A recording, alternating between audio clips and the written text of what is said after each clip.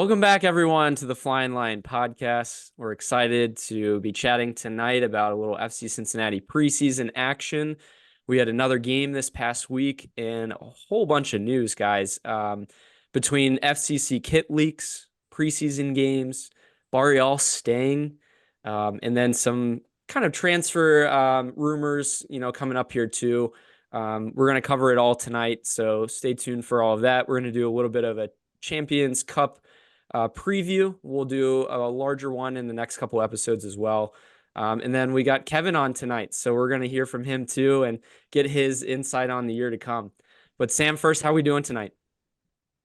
Yeah, doing good, doing good. Got a lot of stuff to talk about. We're only a couple weeks away. It's you're getting that itching feeling, right? Once again, still jealous that they get to stay in Florida. I had to drive back to Florida. Fortunately, was there, this weekend, like I talked about. Wasn't able to stop by the preseason game. It's a close preseason game, so I know we had talked about me possibly in the trees at some point, trying to get a look for who the trialist is, right? But yeah, I think we got a lot to talk about to your point, and I'm excited for it. Zach, what about you? How are you doing tonight? Thanks for joining. Yeah, I'm doing well. I just want to give a quick shout out to the assistant coach, Kenny Arena. Happy birthday. Yeah, I'm doing well. Enjoying the weather up in Michigan, hanging out, ready for some soccer. Repping FC Cincinnati up in Michigan. We got representation from Indiana. We got a couple different states, that we're supporting from. So it's pretty cool. But Kevin, how are you doing tonight? Good. Excited to be here. First time on. So thanks for having me. Excited to talk a little FC with you guys. Absolutely. We can kind of dive right into it. Guys, just from last week, I think the biggest news, the European transfer closed this past Thursday, and Alvaro Barreal is still an FC Cincinnati player, which is kind of big time for us for at least the first part of the season. I have kind of mixed feelings. Obviously I feel for Alvaro and not being able to make his big move, but, ultimately, I think we're going to have a big move for him in the summer. So I'm glad he's on this roster. Maybe does a potential transfer coming in help his case. We'll get on that point a little bit later with Luca Orellano. But Sam, what are your thoughts on Barreal, staying for at least the first part of the season? Yeah, I think it's always a positive. I think you hit the nail on the head there. It's a positive for FC. May not be for himself in his career, but hey, maybe he even has a even better year than he did last year, right? Or he builds on it, right? So I mean, there's all the possibilities that could happen this upcoming season, but glad to have him for at least the first part. Obviously, the European window closed the first, but there are other windows that are still open, like our own, and I know South America, they're still open. So moves can be made at other points. Maybe not for Barreal because he wanted to go to Europe, but yeah, it's going to be very interesting to see. Obviously, we had talked about striker, left wing back, left back, right wing back, right back type situations. Well, left wing back is good. We're good for that one. So just got to figure out the right wing back. And to your point, I think we'll touch on Orellano here in a little bit. But yeah, having Barrial back, I think is always a good thing to see. Yeah, I'm in agreement with I think everybody on the panel here. It's a big likelihood that we could see him leave in the summer. But for right now, I'm really happy that he's staying with us, and I think that'll give us a push towards the midseason. Yeah, I'm glad he's staying too. I mean, it's no secret he's my favorite player, especially the last couple of years since he's really found his stride. I kind of, was almost said goodbye to him already, so I was happy he stayed, but I kind of already made my peace that he was probably going. So I kind of have to keep that mindset that that's probably the case going into summer. But hopefully for the team wise, he kind of uses this as like almost like a contract year in a sport that would have, kind of a normal thing versus these transfer windows that I still don't totally understand. But hopefully he uses that as a driving force, really comes out strong and then makes it so he, gets to a good club in the summer and brings in a lot back for FC so we can turn that into another good player, or a couple good players. Yeah, you guys make some great points. Kevin, I like your point on, especially increasing his value. We would worry about him, having his head in the game, his head with the team, being able to play with the players still. But come on, look at the continuity with Lucha that he still has. And then possibly with Orellano coming in, I think it's a no-brainer, that Alvaro is going to continue to do well through the first part of the season. Another point you kind of made too, with him, I found it interesting. I don't know if you guys saw this, but he's still down in Argentina. So at least for now, it sounds like he's training, he's continuing to get hopefully some fitness, but at some point he's got to get back with the team and to build some chemistry, especially with these new guys. It will be interesting to see, but like we're saying, I think Alvaro is a gamer, like I had mentioned before. He's got his head on his shoulders. I think it sounds like the right people around him. So hopefully we'll continue to see him do well this year. Sam, go ahead. You had mentioned that, this situation with Barreal, this was not a similar situation that we had like Brenner, right? Where Brenner was the fans were getting after Brenner because of his attitude towards really just wanting a move and letting it be known that he wanted to move.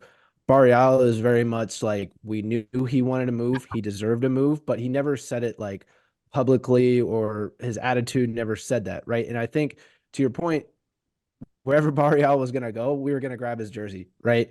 Whereas like a guy like Brennan, you're like, like he's just, another guy that played for the club. Whereas Barreal, like, we were really invested in him, and, we helped him develop to become the player he is today. So I think to go back to your point a couple podcasts ago, like him coming back, it's like, yeah, we'll take you for sure. Like we thought you were gone. To Kevin's point, we thought he was already gone. We kind of accepted that he was going to be gone. So for him to come back, I think, why not add to your legacy that you had with FC Cincinnati?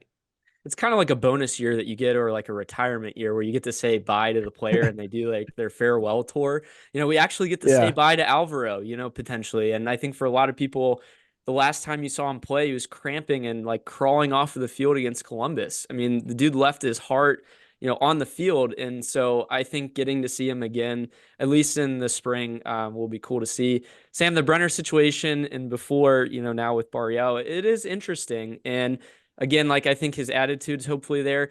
If you read too much into his cryptic Instagram posts, though, he changed his photo to him turning away, from the photo. So is he turning his back on the team, and he had a horoscope that he posted the other day saying, I'm not where I want to be yet and stuff like this. So you can read into all that as you want, but it is interesting. I think moving along, though, from that, the next big news that we had been seeing, we kind of rumored it, on the last one, was a white colored jersey, a white colored kit. So the FCC kit actually leaked. It wasn't on an FC24 Ultimate Team platform setting, but actually on the mobile app. So, you got to really zoom in and look at the pixelated images of this potential kit.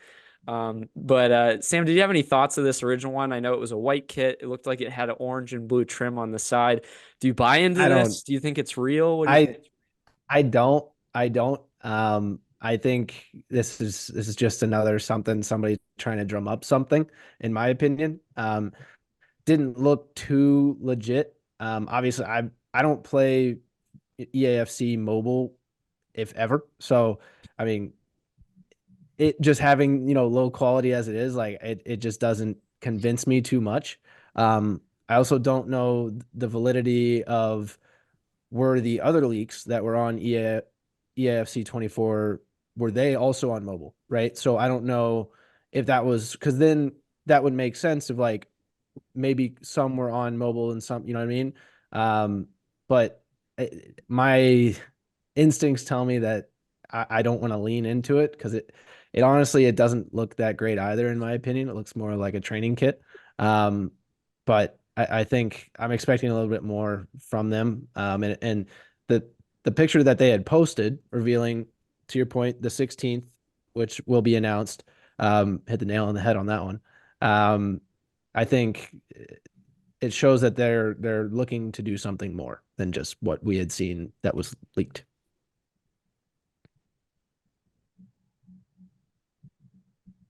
I am way different than Sam's point of view. I completely am for it. I don't think it's a training kit. by the looks of zooming in with my 2020 vision, I'm a fan. I really hope it's part of the kit. Um, yeah, I'm all for it. Kevin, what about you? I like the idea of the white kit. The leak, it's a bad picture and it's on, digital thing. I think you got to take that with a grain of salt. There was a couple pictures I saw online. I think Reddit had one that was like a zoomed in and it was, white kit. And you can see there's kind of a blue seam with some like pixelated orange in it. And I think if that's the theme across the board and it's, actually like a good quality, I'm all for a white kit, but I just hope they don't make just another white kit. There's a lot of them. It kind of looked like one you might just throw out like for a one-off whiteout game or something like that. So I'm for a white kit if it's done well. The actual fabric and not, digital version I've seen looks pretty good. So we'll see. I'm optimistic, but cautiously so. That's fair to say. I would say I'm the same way, cautiously optimistic, because at least from the rumored photos, like the graphic that the actual team, put out there seems to be on brand, at least a little bit on terms of, what we're going to see. To all of your guys' points, though, I think they need a diamond pattern or something to this white that gives it some sort of like texture or something. I think there's going to be almost like a splash looking like orange and blue, like paint strokes, or paint brushes on the back side of it. Kind of interesting that it's on the back and not like the front or something. I don't know. It's a little bizarre, but ultimately, the thing that I took away from this, and you guys, I don't know if you had seen this recently or not, but Real Madrid's kits look very much like the FC kits. And I think Adidas kind of has a standard, template in what they use, and then they kind of make little variances with it. But that kind of is what it looked like to me. I'll tweet that out later on so you guys can see that too. Moving on from the kits, so, we didn't get to see the white kits in the preseason game, but at least we saw our river kits back in action. Preseason game number 2, we played New England. Zach, good shout from the last podcast. We were 0-1 against Caleb Porter with Pat Noonan at the realm, but we got a 2-0 win. So I was pretty pumped about that. Sam, run us through our starting lineup for the first half. I think we did a 120-minute game, so they did kind of like 30-minute sections between it. But what'd you see in the lineup? Yeah, so I mean, lineup was a little new. We had guys like Bupenza, Baird, Obi, Lucho, Murphy, Miazga, Robinson, Kubo, Celentano. The one takeaway was Foster being in that starting lineup, assuming he probably played on the right or left side, in the back there, right? Um, we'll see, or I guess the left side because Kubo would have played right back, right? So interesting to kind of see that lineup. I think that was the takeaway that you had, right? Was Kubo ultimately, out of that starting lineup. We'll see. It is interesting to me, honestly, Halsey not being above Foster in that. Maybe Foster's really, had growth this offseason, and that's what Pat has seen, or maybe it was just a rotation thing. Hey, play with the starting lineup, see how well you do, right? Kind of just a test. But that was kind of the starting lineup for that first group there. Zach, I think at the end of the 60 minutes, we're up 2-0 from a Bupenza. Actually, 2 beautiful goals. Did you see anything in those goals? Well, actually, before that, I was gonna say the defense looked mid-season form. Defense, I think, played one of their best matches this preseason. Looking at like different highlights that Twitter posted or FC Cincinnati posted on Twitter and things like that. I also thought Dotto played a very key role in the last 60 minutes as a quick attacking midfielder. Yes, to your question, I did see both of those. 2 great balls. I think they played them well. Yeah, I think we looked mid-season form. I really do. At least from like game number 2, that it gave Right. me promise. It was better than game number 1 for sure. Kevin, like the Bupenza Lucho saga is the big thing again from last year. Do you Oh, think this is 100%. promising? Yeah, that was what I was really kind of worried about is our actually attacking. Blues and Vasquez, he wasn't as good last year as he was 2 years ago, but still a big piece up front.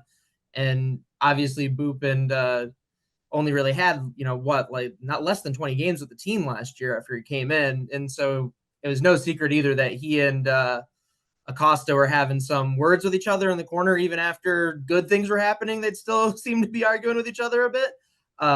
So seeing them, him getting the service from Acosta on that first one, burying it, fantastic. And then the little chip shot, just, goals you want to see your striker scoring, that you can't miss the easy ones. So Yeah, it's fantastic absolutely. stuff from up there. That's what you want from your striker, like you said. Yep. I mean, we knew Bupenza is a goal scorer, and I was listening to Extra Time Radio earlier today. Shout out Extra Time! Thanks for answering our question. If you guys haven't seen that, they answered one of the questions we had. But they talked about Bupenza, and they think that he's going to have over 12.5 goals in the MLS season alone. I really think if they can blossom Lucho's chemistry, that would be unbelievable for us. He already had 2 assists to him in 2 games. Bupenza now with 3 total goals in the preseason. So that chemistry is huge. Zach, to your point, and we'll go to the second, I guess, the lineup part of things. Dado Valenzuela, actually, from what Carter Chapley is saying, is looking promising. And that excites me as a possible backup to Lucho, maybe even like a forward or striker role. He's only 19 years old. So, in that lineup, we had Dado, we had Santos, Powell, Pinto, Ordonez, Loro, Kip Keller, Jimenez, Halsey, Angulo, and Aguedo. So a lot of young guys, but some mixed in fringe, I'd say bench players, some guys that may get starting roles in different cup competitions. Again, similar to, the first preseason game, they're getting now 60 minutes to play and hopefully impress the coaches. Pinto's back. That was the big thing I saw. We didn't see him in the first preseason game. I'm always going to stick with my guy. I really like Pinto. I think he's a solid player. I like to see him battle for some minutes in center mid. But Sam, anything stand out from the second 60 minutes? Not entirely. I do think it really is interesting how much Santos has kind of been left off to the side, right? I think this is telling. I really do, to how much we need just one more striker. It seems like Pat, that there's going to be a huge drop off, right? Kind of similar to the drop off that we had when Lucho was out those first couple seasons we had him, right? Of when Lucho was out, we didn't have anybody to run the midfield. Nobody was like him. Nobody can do what he does. Last season, we were a little bit better with that.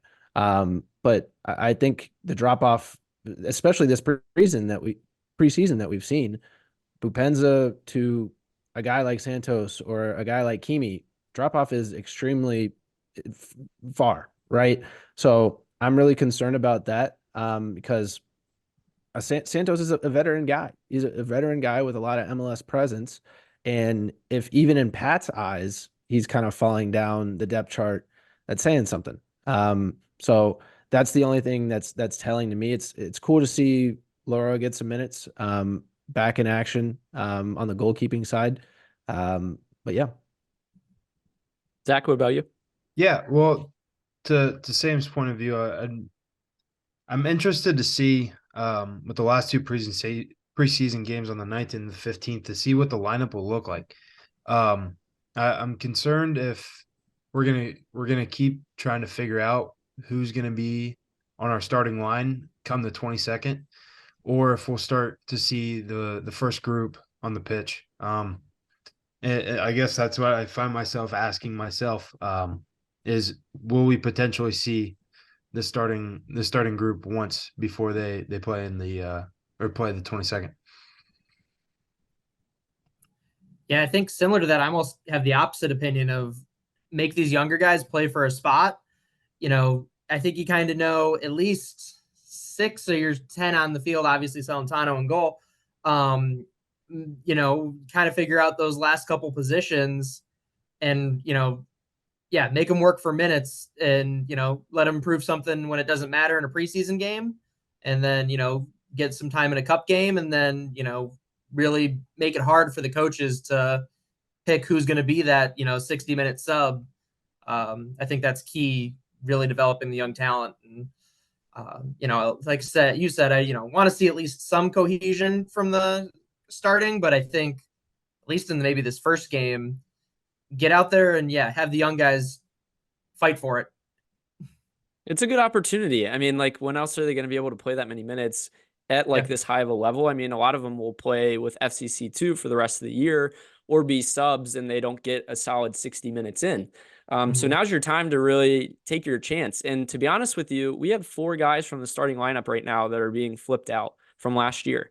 So now's your time if you are really vying for that spot to do it. I'm on the fence, between I think both of you is really you want to have good cohesion with the team, especially in multiple cup competitions. And with only 2 weeks away, 3 weeks away now from your first game, do you want more of your starters to play more and to really build that chemistry with the amount that we've had to flip over? Do you want to also balance bringing these new guys in? Sam, I wanted to real quickly touch on you pointed out the Kubo at right wing back. I think that was the big talking point, and is it the trialist? Is Bucha, is he playing right back? Or is it Kubo? And I really do. I shouted this out from a prior podcast. I really thought either Pinto or Kubo might be tried in that position just because of the quality that they can bring. I would honestly prefer to have Kubo defensively compared to like a Orellano, which we'll touch on earlier, just because of what he has already learned at defensive men. But Kubo is just such a utility man, and it sounds like he's really willing to try any of these positions. So Yeah, I think Kubo on the right. I mean, when he first came to FC Cincinnati, his defense was abysmal, to be honest with you. In the midfield, he wasn't able to really hold it down for us, and that's why we signed a guy like Obi to help him out in the middle. Now, after several seasons with FC Cincinnati, his role has changed. Right, at one point we've seen him play striker, and be listed as a striker on our website or on the MLS website, which was interesting. And now he's getting tries at right back, it seems. I think, once again, as a player, as a guy who wants to be a part of a championship winning team, you got to find ways to get on the team sheet, right? And if he's the best option at right back and it's not even his original position, I mean that says something about the talent of a guy, right? Shows that he's flexible, shows that he's able to do anything for the club to win. Now, does he want to play right back? I don't know. It's not where he usually plays or ever played. So I don't he was know if brought in there's as a some. winger. So I mean, there's some Well, yeah, translation to that, but there's some, but you play it differently, right? I think in Pat's system, now that Barreal's coming back, we probably still see a wing back, right? So to your point, I think it does kind of fit that. Now, does he need to get back a little bit more? I don't want it to be similar to the first season of Alvis Powell, right? Where we had to pull Alvis back pretty much with like a rope, like just to try and get him back because he wouldn't keep, like, he'd just stay up on the right hand side. And it was like, this is super frustrating because our center backs are getting killed because Alvis is lazy and doesn't want to come back. Now he's fixed it. But once again, does it, like, how long is that going to take Kubo to get adjusted? Is bringing a guy like Orellano in helping Kubo, or is that hurting Kubo? Right. Because essentially, does Kubo just go back to being the super sub? So it's very interesting to see what Pat's going to do as announcements are made. Yeah, I think that's my take on that. Zach, do you think that Kubo is a right wing back option? My honest opinion, I have no idea. That's fair. Hey, that's fine, man. You've probably seen him play in how many different positions, so it's really hard to say what he's best at. But Kevin, what about you? I like them trying it out. I think on at least half the other MLS teams, Kubo's a starter, so I like giving him that option. That being said, he's like the best super sub in the league, and I think honestly, like having him be able to play wing back, if you play right, he could probably play left, and that puts him at like 70% of the positions. That if someone's injured or cramping up or whatever, he can come in and play. So if he doesn't start there, at least this has given him some experience there. And if whatever other experiment that we try doesn't quite work out, I'll take another option for Kubo and, maybe get him some more minutes depending on how it shakes out, how the season shakes out with injury and stuff. Who knows what they're going to try, but I don't see him, trying there in preseason as a bad thing, certainly. Guys, don't be fooled. I mean, Yuya Kubo was brought in as a winger DP at one point. I think he's got to be the most versatile designated player in the MLS of all time. Like Yeah, when you anything bring this besides guy in, you know, what were you gonna say, Kev? anything besides goalie or center back, I feel like I'd Yeah. be comfortable with. Well, it's just incredible. I mean, look at the history of the MLS and guys that are brought in at that high paid position. Like they're brought in for a striker spot or a number 10 attacking Lucho position. Like they're not expanded to different roles. You know, they're good at what they do in one spot, but we've kind of plugged him into places that we've needed him. And he's done a really good job. So it is interesting. Kevin, I'm going to let you kind of break this next news that we heard today because I know you added it to our agenda, but I know Joey Epinonu is being loaned to Hartford Athletic. Yeah, that was a FC put that up on their socials today. Young guy played 23 appearances, all starts with FCC2 last year.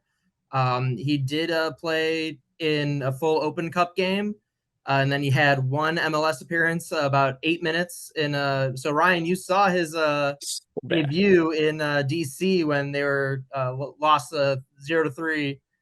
So he got put out there for a little bit to get some MLS experience, not a ton, obviously.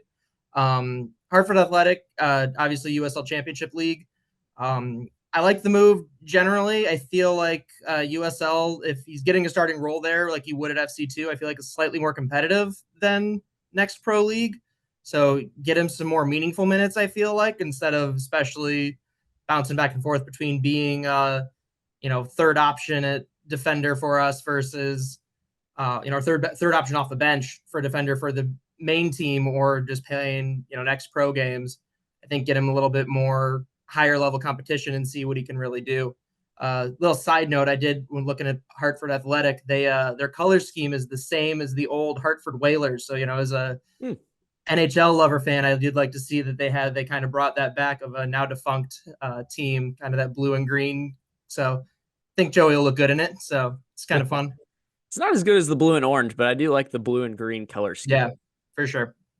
Yeah, Sam, anything that stands out with Joey's loan move that you saw? I think, personally, real quick, I'll give my just 2 cents just on it, is just that, like Kevin said, he's going to get more time to play. And I think that's the biggest thing. It looks like this young Ben Alcazar guy we got from New York seems to be a better option, potentially for minutes now. Does he, get to swing between FCC too? But Sam, your thoughts on Joey? Yeah, I mean, I had kind of called it last episode on his loan, looking more towards the USL Championship for that. Of course, I had shouted out the local club here, which was Indy 11, which that's where Harrison Robledo went last year. So FC is familiar with sending guys out to the USL Championship. Turns out Hartford, I guess, needs some center back help, right? So I think I'm always kind of accepting of guys that need time to go away on loan. To Kevin's point, I mean, I think it's a good move for his career. Go where you can get minutes. If you can show out and show us that you deserve to come back, you can always come back. Now, a lot of the times it doesn't end up working out, and you end up just playing somewhere else. Maybe he shows out in Hartford, and we just don't have room for him in FC. Maybe Hartford's his home, right? There's different things that happen for your career. But I'm glad he's finally getting minutes for sure. Zach, I think you touched on it last time we were chatting on the episode as well, but I think Joey's going to get a good opportunity there. I think he played at Bowling Green before, so I was really hoping like another local Ohio guy would be able to, make it at FC, just like we've had a couple Dayton guys now. I don't think they've actually got meaningful MLS minutes, but I'm hoping for one day to get some, local people on the team that play a lot besides like Nick Hagelin, obviously, too.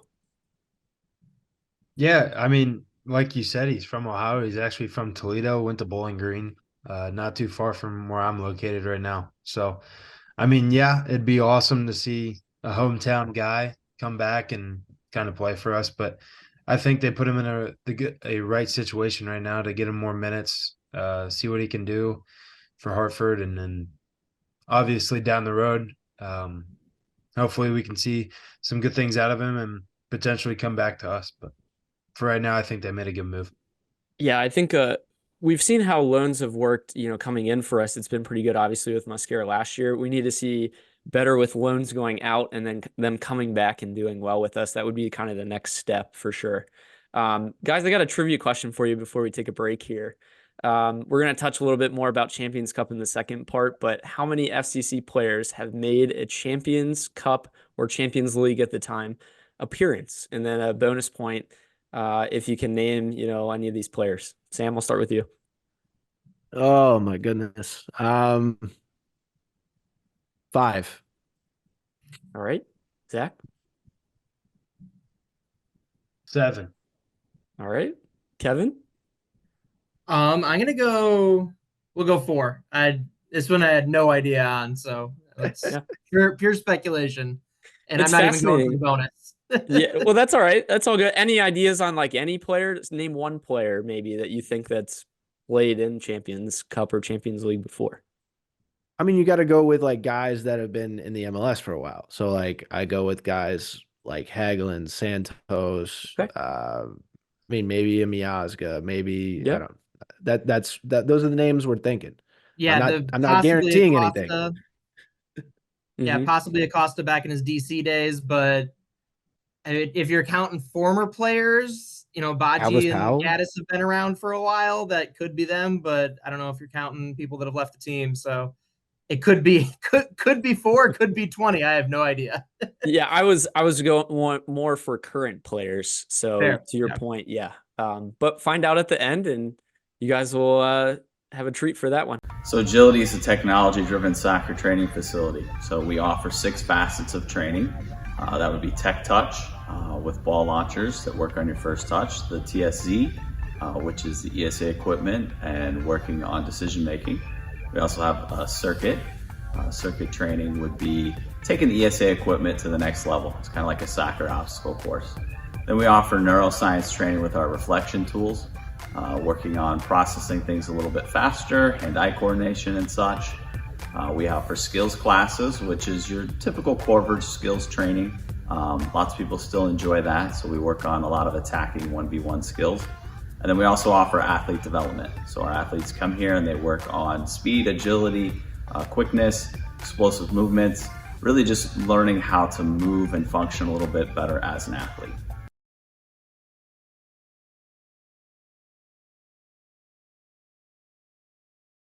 Welcome back, everyone. Thanks for listening to our first part of the episode. The second part, we kind of have a grab bag of different information, a little bit about some FC Cincinnati transfer rumors, and then we're going to talk about some CONCACAF Champions Cup, which is actually starting tonight. So we'll get into that. I'm watching that currently right now, so that's kind of exciting. But guys, I want to say we broke this news here, but Luca Orellano is officially, I guess, headed to Cincinnati unofficially, if we want to say that, because the club hasn't officially, stated it. But yeah, again, just kind of found this report out of Brazil on Saturday morning that he's rumored to be headed here on a 1-year loan with an option to buy for $3 million. Which I think is pretty good deal for us. He had been transferred to Vasco da Gama in Brazil last year for $4 million. So a possibility to buy him for $3 million right now looks kind of like a good deal just because of, it seemed like he didn't have a lot of minutes. We kind of talked about him on a prior podcast as well, but I really like this young 23-year-old winger. I think, again, shout out to Extra Time for answering my question I had for them is where do they see that he fits?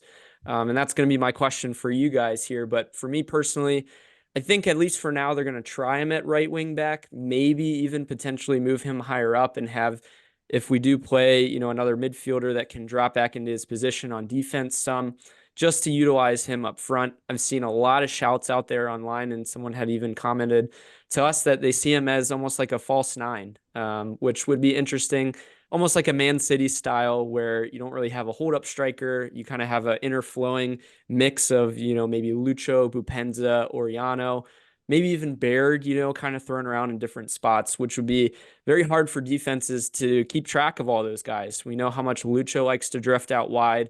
Orellano maybe comes inside in some aspects on his left foot. So it brings good flexibility in the attack, and that's kind of what they had brought up too. But Sam, what do you think would be a good position for Orellano? Yeah, obviously seeing pictures of him at the airport and us trying to connect the dots of is that he's coming here, is Barreal on his way back too? Like what's going, have they talked? Like what's going on? But yeah, as far as the position we need him to play, obviously the need right now is for a right back, right wing back. Um, does he fit there?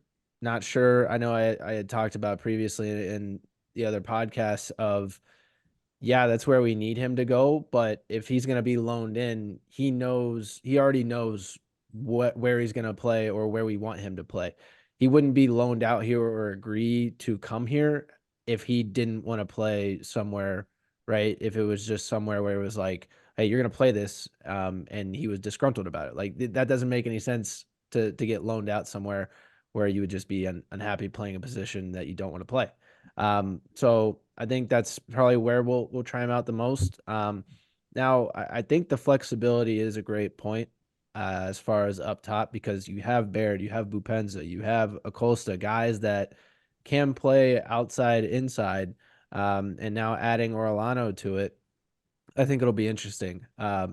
It seems based off of clips that his like skill on the ball, I know we talked about it in multiple podcasts as well, is just insane.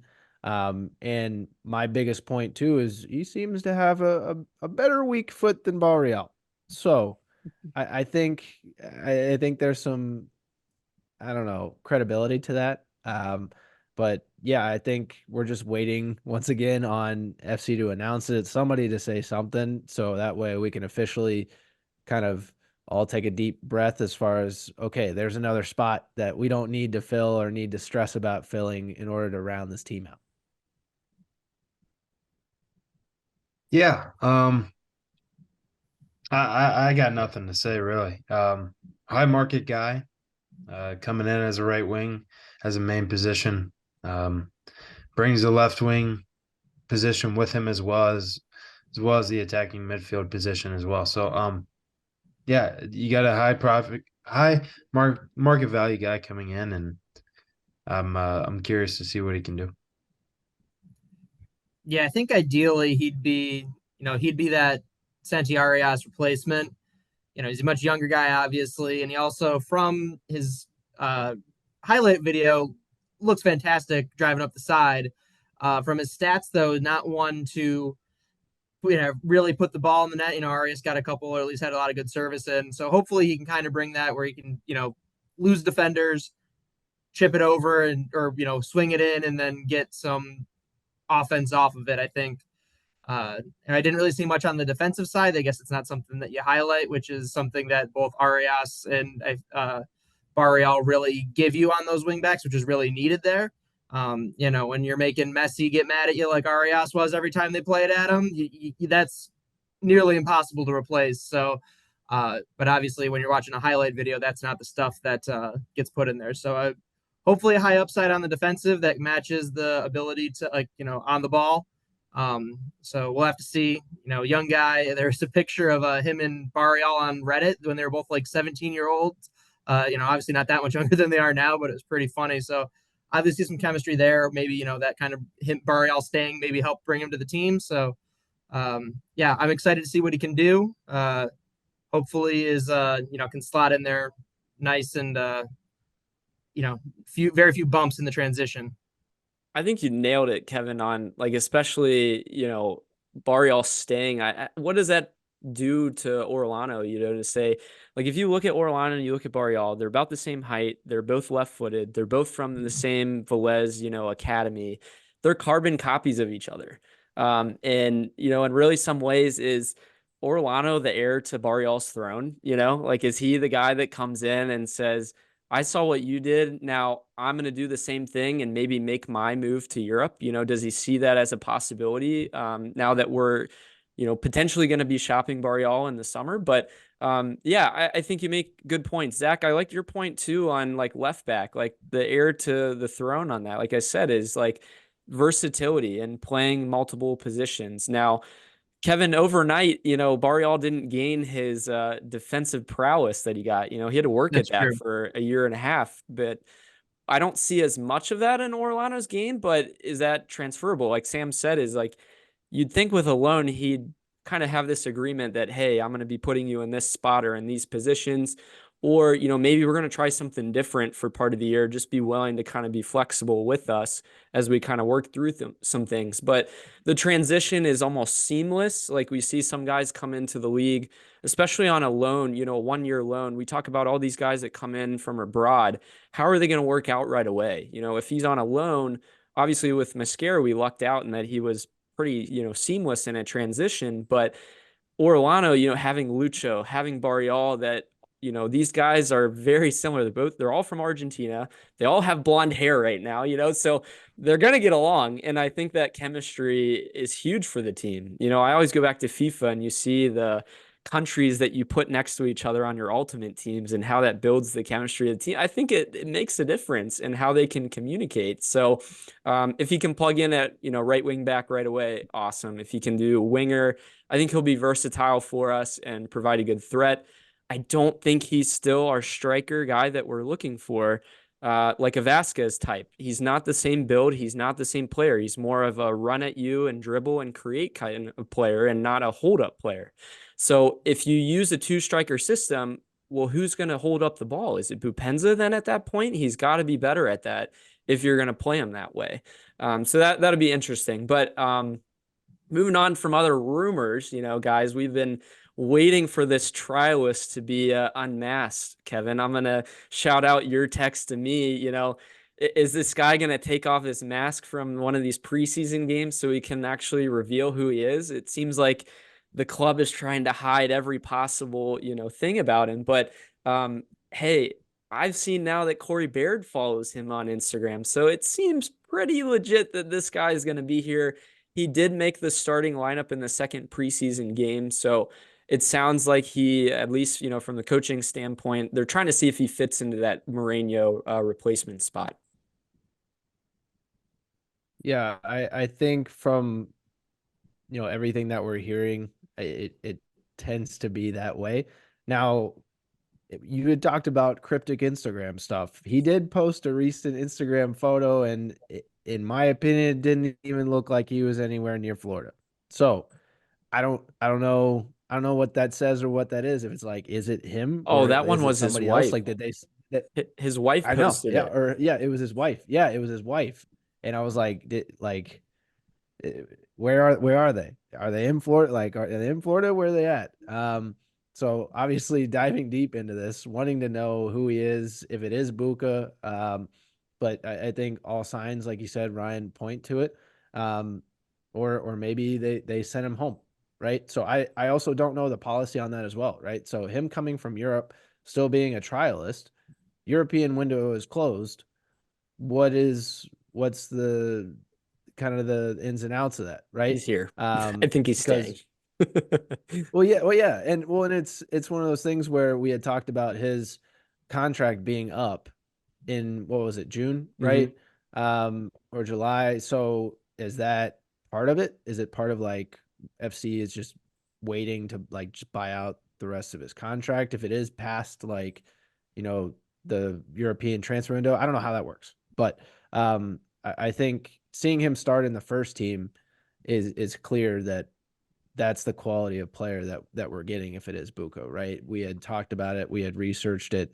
This is a guy that's got Champions League experience and deserves to be in that starting lineup for sure. Yeah, doing a little research yesterday and today, I did find that he's used to playing the 3-4-3 and the 3-5-2 role, which is kind of similar to what Pat plays on the pitch. Obviously, I think with his experience and his name, I think he's going to play a huge role. He's going to have a heavy workload coming into the season, I think.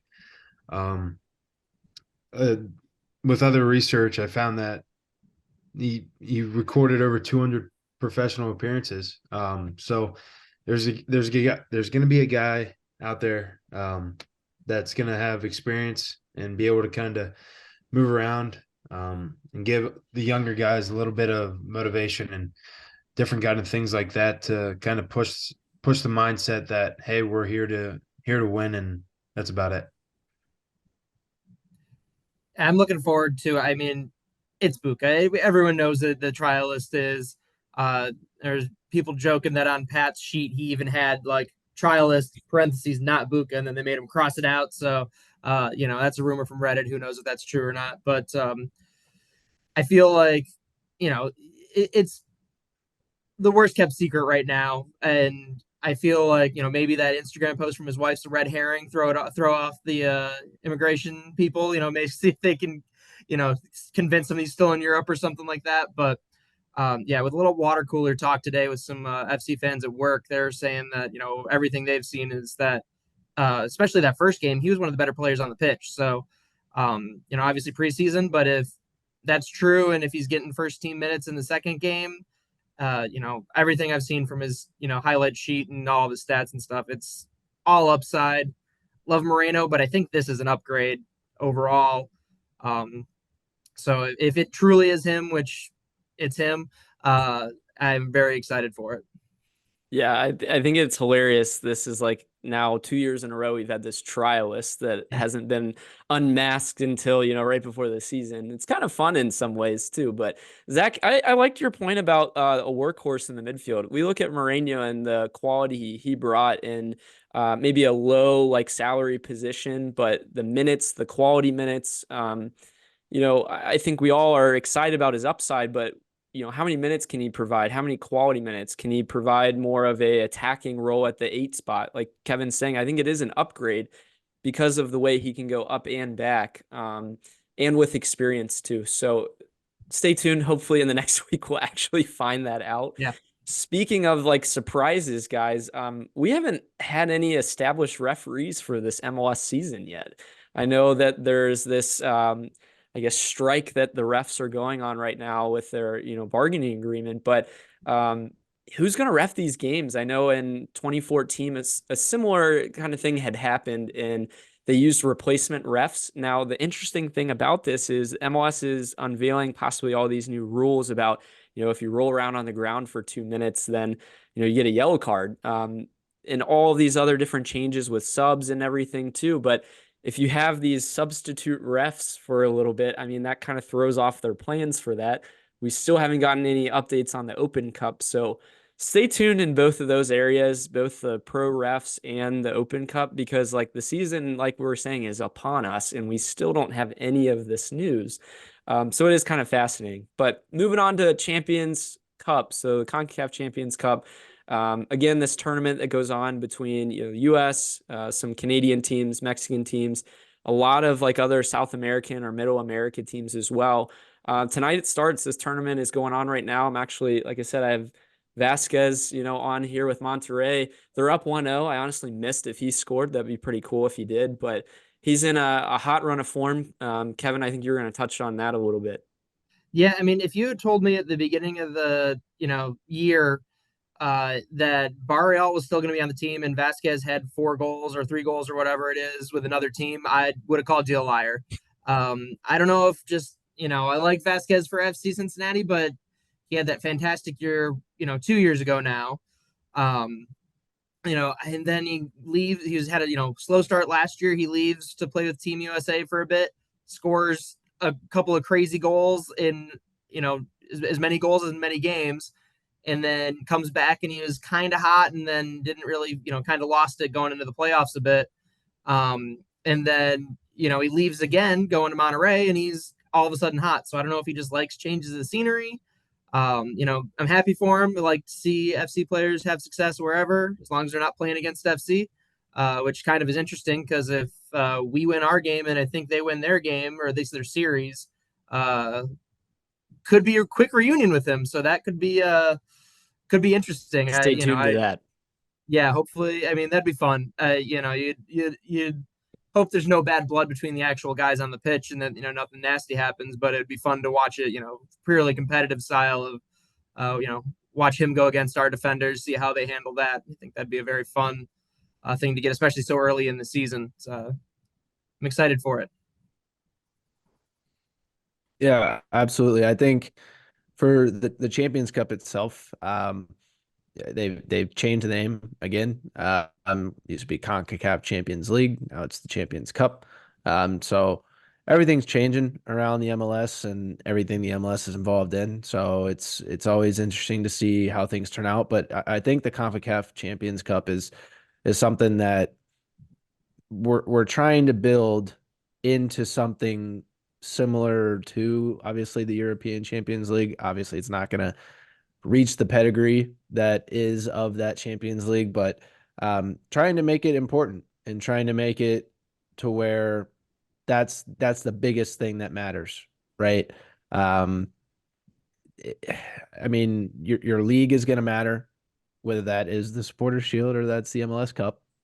Um, but yeah, making the CONCACAF Champions Cup relevant, I think is definitely something very important, not only for U.S. soccer, but also soccer on the west side of the world. So I am interested to see if we link up with Monterrey. I think that'd be pretty cool. Also, being able to play in that stadium too, I think would be some beautiful scenes there. That is one of the most beautiful stadiums. I mean, you see pictures of it. It's just fantastic. The mount. Oh yeah, that'd be cool. Flying Lion road trip. Anyone? March? Yeah, let's do it. Hey. Zach, what are your thoughts about Champions Cup? I know you wanted to do a little bit into this with this episode. I think, obviously the timing and it starting tonight is appropriate to touch on it a little bit. We'll do more of a in-depth kind of breakdown of the tournament as we get a little bit closer to FC's game. But Zach, anything you want to stand out or point out right now? It's a long cup schedule. So, the first round, I mean, it means a lot. However, I mean, guys, this thing ends June 2nd. So it's a long schedule. And I'm just looking forward to seeing how it plays out. I think, like, to your point, like, it's in the midst of like the MLS schedule, and like at least Leagues Cup isn't going on, and I guess right now we don't have Open Cup, so the only technically competitions we'll have is like the MLS season and Champions Cup, which makes it a little bit easier to kind of manage rosters. But yeah, I mean, you make a good point again, is just how do you manage that? I think in years past, when you've had the LAFCs, you've had these big teams like Philly that have to manage. Do we go for the cup? Do we go for Supporters Shield? Which one do we value? And like Sam, I think you shouted it out actually on the last podcast, was Pat Noonan's motto is win every single game, win the game in front of you. So how is he going to manage this one upcoming with, again, Bucha potentially not having his visa, Barreal still not in the country? We don't have a solidified right back. But guys, we have some guys with experience in this cup competition. We'll get to the answer at the end to tell you a little bit more about that too. The anthem for the Champions Cup came out today. It's called the Champions Battle. Sam, you make a great point. This is not the Champions League song, like this anthem is like trying to be that, and it's a Hans Zimmer like build up. It's a pretty cool hype video, I'm not gonna lie, but Champions League, like that anthem gives me chills, and this is like trying to recreate that 2.0. Are you gonna give us a little taste? Are you gonna sing it for us? Or are you gonna?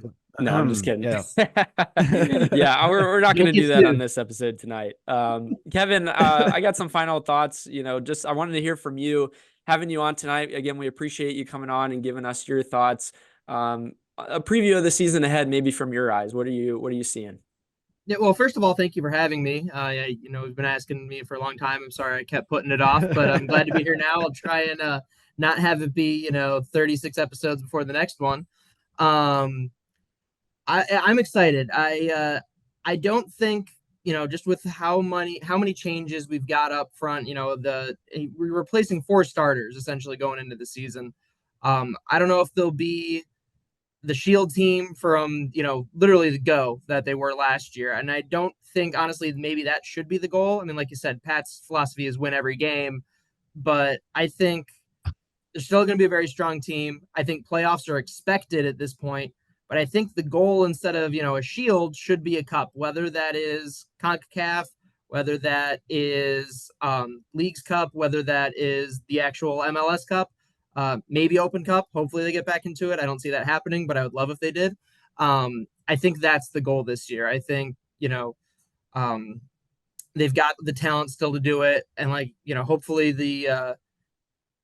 moves that they make to replace the 4 guys that they lost up front are upgrades. And if they're not, hopefully the other guys can, be a cohesive team around them, and then, maybe move some people at the summer trade window and make some big moves, and, bring in another Bupenza up front. If Barreal leaves, especially bring in another, winger that knows what they're doing, and just really, set this team up for success. And I, after the last year, I fully expect, playoffs for sure, but let's go get some hardware.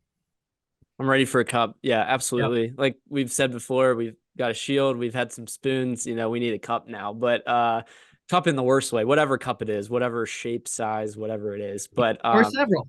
Or several. Yeah, we'll take multiple. That'd be great. Kevin, I liked your point about, like big moves at the deadline too. I think you had kind of written that on your agenda and what you wanted to speak about. It's going to be a kind of a bold take here, but I see where we're at now similar to how Columbus was last year at the beginning of their season. They, had some unfamiliar pieces. They had some guys that had come in different starting roles. Their middle of the season when, they have Zelarayan goes out, they bring in, Diego Rossi, they get, I think Gressel had come in at, mid-season as well. We're going to have Barreal likely leave. That's a big piece, but what they do next, in the middle of the year is going to set us up for cup runs. And if you look at the schedule, besides Champions Cup and when that ends in June, like Zach said, maybe at that point we're starting to click more, but more realistically, it's going to be around Leagues Cup. It's going to be around, towards the end of the season, a playoff run and possibly an MLS Cup run. So I see this team gelling a little bit more as the season goes on, but I'm getting good, vibes already from the preseason and what we're hearing from guys that are coming into these new positions. How does Corey Baird fill huge shoes from Vasquez? He's not going to be that max TAM guy or, a money guy that's not a DP, but providing a lot of goals. But he's going to give us flexibility. And the way the roster is right now, the way that we have to kind of get through till the summer, that's what we kind of need is flexibility in some positions. Now, if they can address a right back situation now, and maybe that's Orellano, that shores up a little bit more of my concerns early on, but that's to be seen. So I do, again, I think your point, Kevin, is strong there. It's definitely a playoff team. A cup at least is the goal. Sam, Zach, would you guys both agree with that too? Yeah, that's what I said last week was the whole thing that you just said. So you stole my thing that I said. But yeah, like I said last week, we got a plate, we got some spoons, we need a cup. I reiterate it, and that's what I said. So yeah, I think any cup will do for me, to be honest with you. Doesn't really matter. Obviously some cups mean more than others to other people. To me, I just want a cup. I want to lift something. I want to have some silverware. Yeah. I'd like to have a Champions Cup. Started off with a bang, so why not? Dude, a Champions Cup would be unreal. I don't know, like, again, based on when we're going to go to the final potentially and that timeline, if that works. But if you win Champions Cup, you go to the Club World Cup. You get to play teams from all over the world. You get to play Man City, Real Madrid. Like, FC Cincinnati playing Real Madrid is like a dream, or Man City for Sam and I, who are Man City fans. But don't hate on us, everyone, for that comment, by the way. But yeah, it would be incredible to see. So that's kind of my final thought. I wanted to just real quickly shout out the Norden supporters group. I just joined this past weekend. I've been looking for a supporters group home for a couple years now, and I really feel like, I'm getting that out of these guys. I went to their scarf unveiling, party on Saturday. I got to hold the shield, which was just incredible. When Lucha almost dropped that thing on the field, I was like, really, Lucha? But then I held it and I'm like, this thing is 45 pounds, it is solid silver.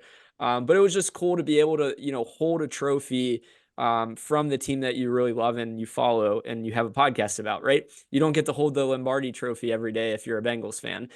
So for us to be able to, to do that, I encourage all of you guys here on the pod with me, if there's any other of these parties, go out and, be a part of it or find a supporters group, for all those that are listening. Because I really think it builds community. It really builds this following of the team and, of Cincinnati, just pride for Cincinnati, which is really, really cool. Sam, any final thoughts? That was heartwarming. That was really nice. That was really nice. No final thoughts. Like I said, kind of at the beginning of the podcast, we're a couple weeks away. And hopefully it's not a cold first game. I know people are like, man, soccer in February is it's gonna be really cold. But I don't know. We'll see if we surprise the Jamaicans a little bit and we give them some flash of what FC Cincinnati and Cincinnati in general weather-wise can do for you. Yeah, I hope we really freeze the Jamaicans, actually. I hope it's cold, kind of get their boots wet, and get a first win. I'm just excited. It was thankfully a short off season to the deep playoff run, but it's been too long. Let's get back to it. Awesome recap there, guys. Trivia of the week, real quick before we go. I want to give you this answer. So, how many FCC players have made the Champions Cup or Champions League appearance? Bonus for kind of if you knew who. The answer was actually 7 players. Zach, you nailed it. So very interesting. Alec Can, he's had 1 appearance. Miles Robinson's had 9. Matt Miazga's had 1 appearance. Hagelin's had 4. Powell's had 5. Acosta's had 2. And Santos has had 4. So again, to our point, maybe we don't have an established roster yet and a lot of unknowns, but these guys have been in this competition. They've played in this setting before, and I think that really helps us. So looking forward to that. I think before our game, obviously the next 2 weeks, there's going to be a lot of these Champions Cup games. Check out FS2 if you guys are interested in that and see potential people that we might play in the later rounds. But thanks again, Sam, Zach, and Kevin for joining me tonight, and we'll see you guys next week.